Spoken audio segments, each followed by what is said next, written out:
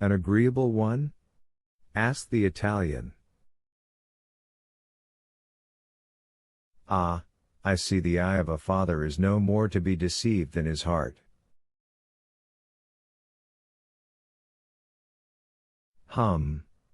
Said the Major. Someone has told you the secret, or, perhaps, you guessed that he was here.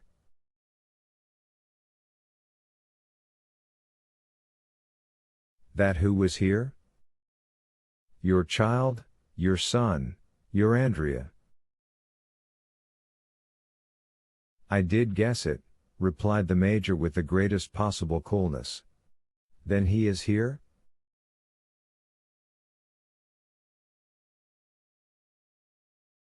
He is, said Monte Cristo. When the valet de chambre came in just now, he told me of his arrival.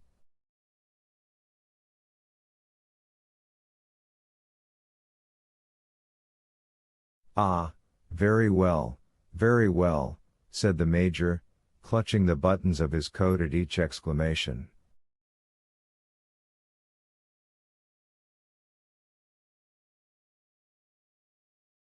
My dear sir, said Monte Cristo, I understand your emotion, you must have time to recover yourself.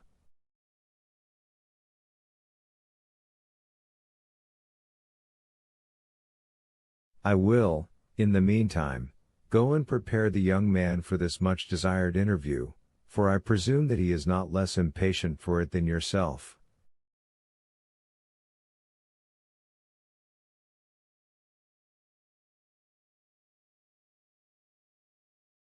I should quite imagine that to be the case, said Cavalcanti. Well, in a quarter of an hour he shall be with you. You will bring him, then? You carry your goodness so far as even to present him to me yourself? No, I do not wish to come between a father and son. Your interview will be private. But do not be uneasy, even if the powerful voice of nature should be silent, you cannot well mistake him, he will enter by this door.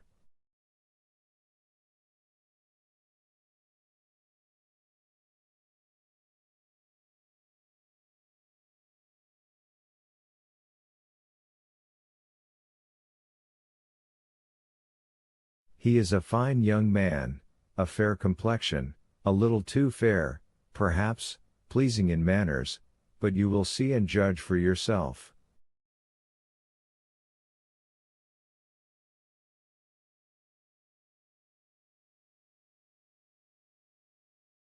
By the way, said the Major, you know I have only the 2,000 francs which the Abbé Busoni sent me, this sum I have expended upon travelling expenses, and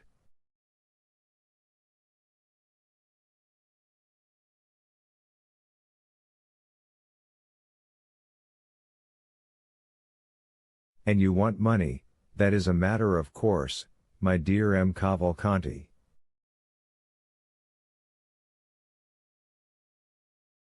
Well, here are 8,000 francs on account.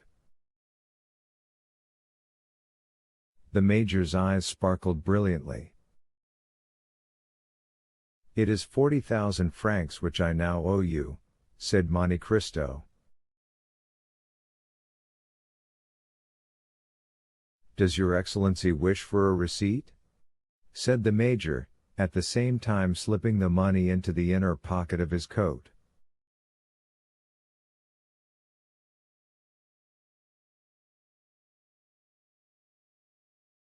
For what? Said the Count. I thought you might want it to show the Abbé Busoni. Well, when you receive the remaining 40,000, you shall give me a receipt in full.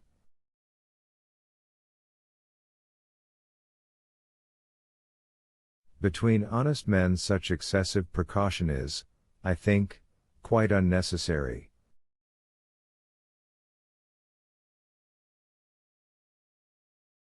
Yes, so it is, between perfectly upright people.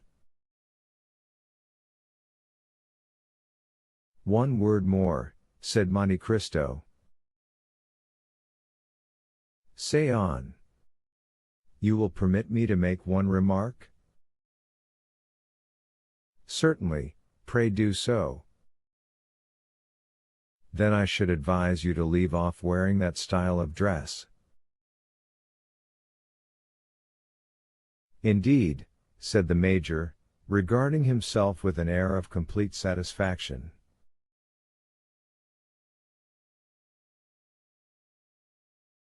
Yes. It may be worn at Via Reggio, but that costume, however elegant in itself, has long been out of fashion in Paris.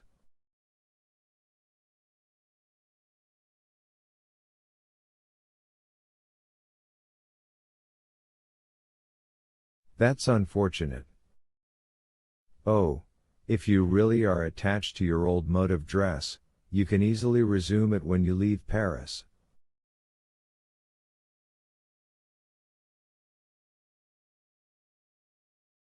But what shall I wear? What you find in your trunks. In my trunks? I have but one portmanteau. I dare say you have nothing else with you. What is the use of boring oneself with so many things? Besides, an old soldier always likes to march with as little baggage as possible. That is just the case, precisely so. But you are a man of foresight and prudence, therefore you sent your luggage on before you.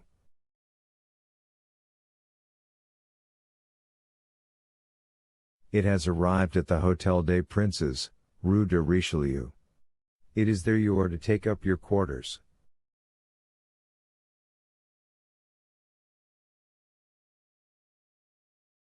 Then, in these trunks, I presume you have given orders to your valet de chambre to put in all you are likely to need, your plain clothes and your uniform.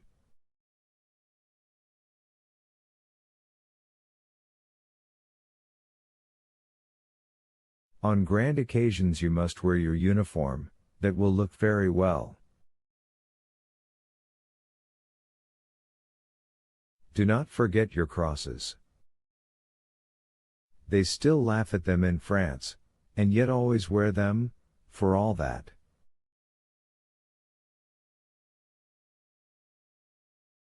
Very well, said the Major, who was in ecstasy at the attention paid him by the Count.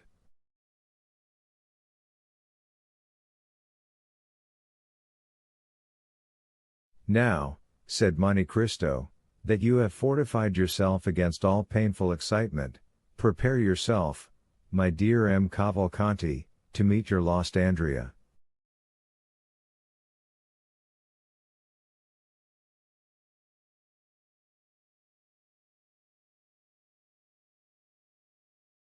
Saying which Monte Cristo bowed, and disappeared behind the tapestry, leaving the Major fascinated beyond expression with the delightful reception which he had received at the hands of the Count.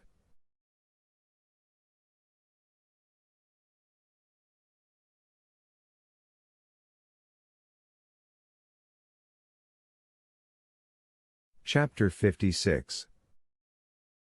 Andrea Cavalcanti. The Count of Monte Cristo entered the adjoining room, which Baptistin had designated as the drawing room, and found there a young man, of graceful demeanor and elegant appearance, who had arrived in a cab about half an hour previously.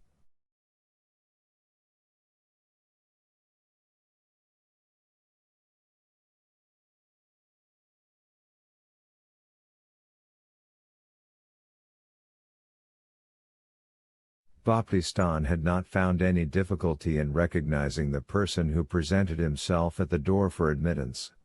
He was certainly the tall young man with light hair, red beard, black eyes, and brilliant complexion, whom his master had so particularly described to him.